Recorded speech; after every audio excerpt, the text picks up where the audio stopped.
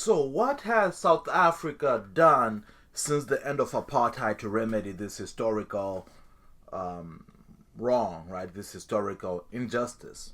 Well, so several reform programs have been put in place, largely the land reform program aimed at redistributing this land as manifest in three key pillars, and we'll talk about some of those examples. So the three are restitution, which is returning land to dispossessed communities, redistribution, right, transferring land to black South Africans to improve equity, then tenure reform, which is securing land rights for people living in communal or leased land. So this is the larger land reform program, and some of the tenets of it have been things like the Restitution of Land Rights Act of 1994, which was later reformed in 2014. And this allowed individuals and communities that were dispossessed in 1913 to claim their ancestral land or receive some form of compensation. So we've had a few landmark cases around that, such as the Richtersveld case, in which the Constitutional Court ruled that the Nama people were entitled to restitution for land lost due to the colonial era dispossession that's in northern South Africa. A prominent method through which this has been done is the willing buyer, willing seller policy, which is a market-driven approach, right? And the name is exactly as it suggests, where the government bought land from willing white farmers to redistribute. Indeed, and we will evaluate those and a few others, right? Culminating recently in the debates around expropriation without compensation debate, where the ANC and the economic freedom fighters, as led by Julius Malema, have pushed for constitutional amendments that allow land expropriation without paying, not which is a meant to bypass things like the willing buyer, willing seller, which in many cases the sellers were not willing. But however, a 2021 parliamentary vote failed to pass the required two-thirds majority for the amendment, because this would really be upsetting the apple cart, and in many ways would give some sort of credence to the allegations as leveled by Trump and Musk, as well as maybe playing to the fears of another Zimbabwe, which we'll talk about shortly. Now, most recently, a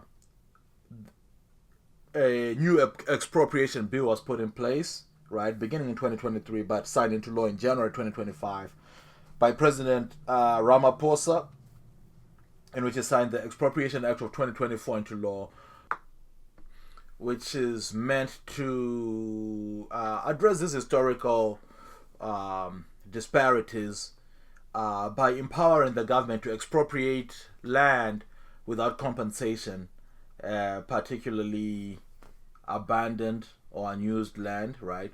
So the act, as it reads, empowers the government to expropriate property for a public purpose or in the public interest. And this is focused on land that is either abandoned land, state-owned land that is not in use, land held purely for speculative purposes, and land posing health, safety, or environmental risks due to neglect. And the process here was outlined. So it was this act signed in January that the Trump administration was responding to in particular. Now, the motivations for it are there's a few theories, which is how I will conclude this video. But it is to this very moment that the Trump administration was responding, the signing of the expropriation bill by President Ramaphosa, right?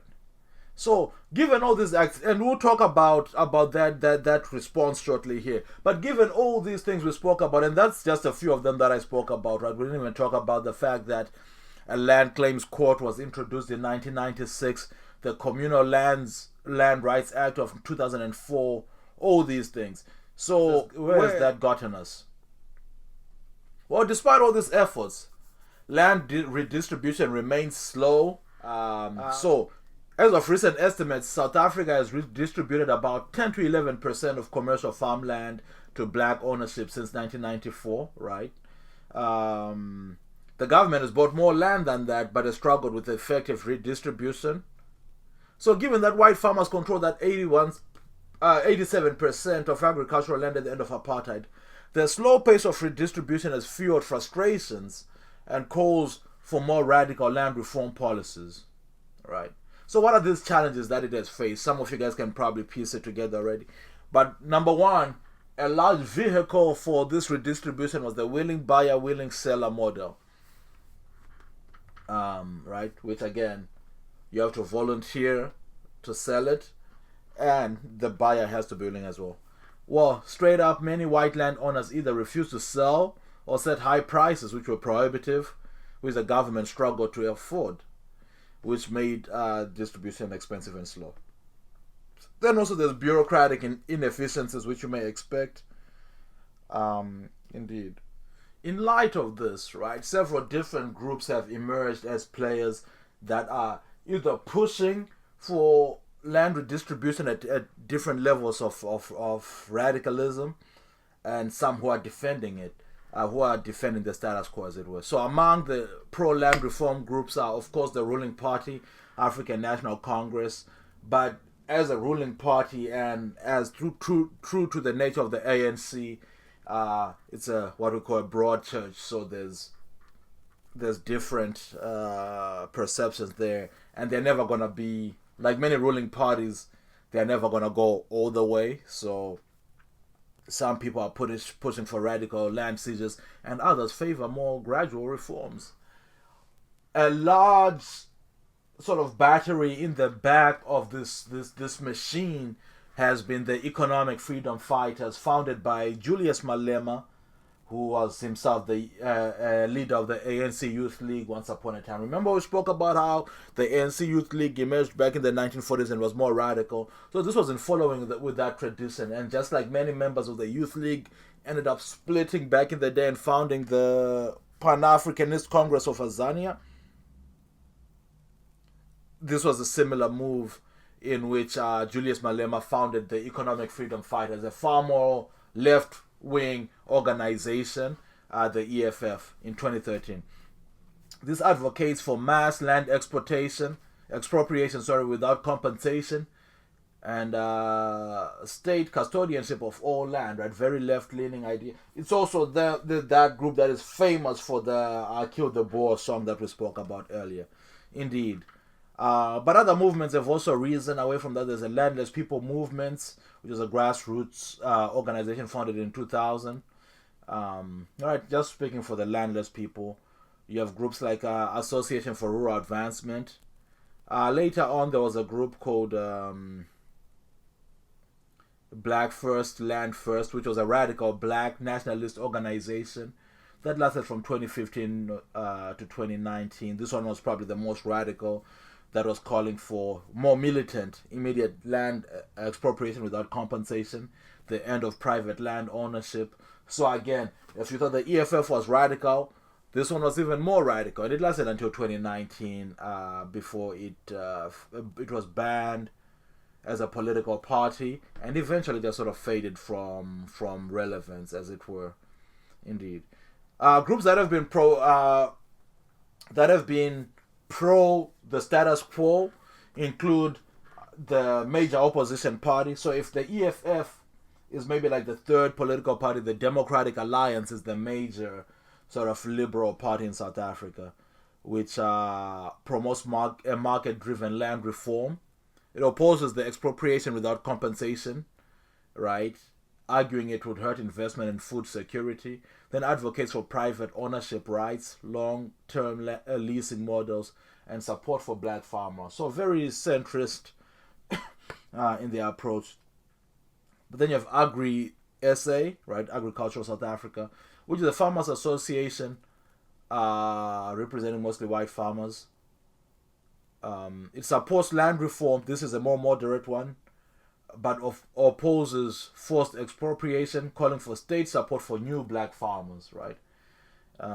Indeed. Then AfriForum and Solidarity Movement, that's when we are getting further to the far right wing, where AfriForum strongly opposes land expropriation without compensation, calling it a threat to minority rights. So this is a group that is speaking in the voice of Trump And Solidarity Movement is another one. This is a white Afrikaner-led labor and civil rights organization which argues that land reform should be voluntary and economically sustainable, right? So AfriForum is probably the far right wing here, but indeed, there's several groups that are also speaking for a more, or calling for some version of a tempered approach to this.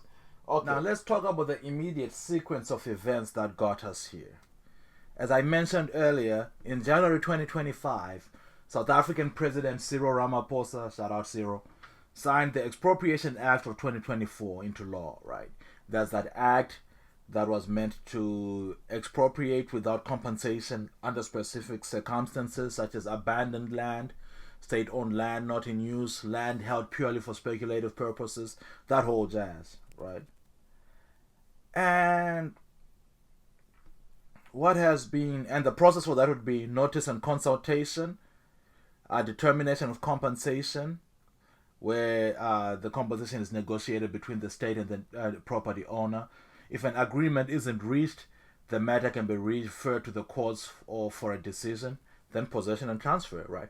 So there have been reactions across the board. Domestic reactions, primarily, and we'll talk about some of those a bit later. Critics argue that expropriation without compensation could undermine